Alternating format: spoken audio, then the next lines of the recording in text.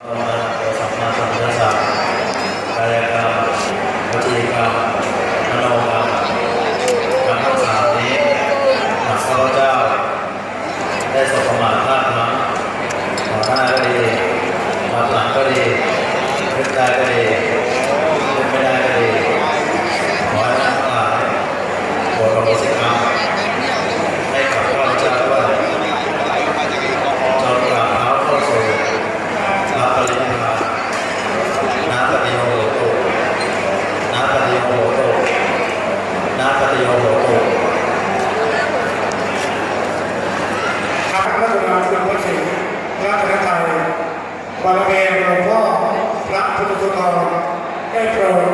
ทรงนามคุ้มครองประทานเราให้แก่พระบุตรท่านที่เคารพทุกท่านให้มีสุขภาพพลังงานที่สุดสมบูรณ์แข็งแรงไม่เจ็บไม่จนขอให้ดูขอพรพระอันประเสริฐ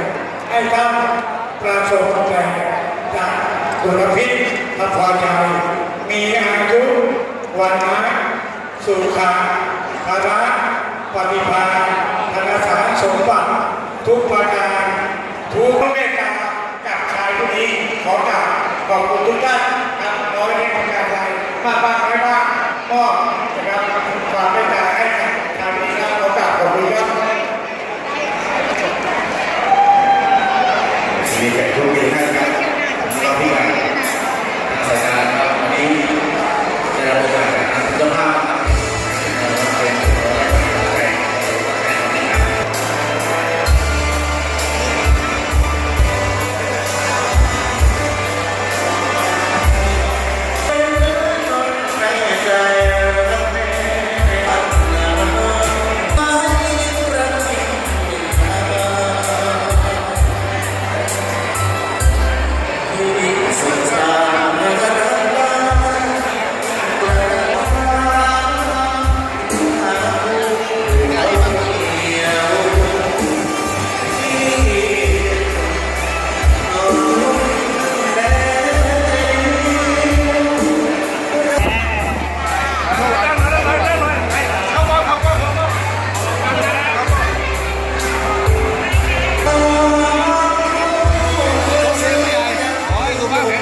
ขอบคุณครับ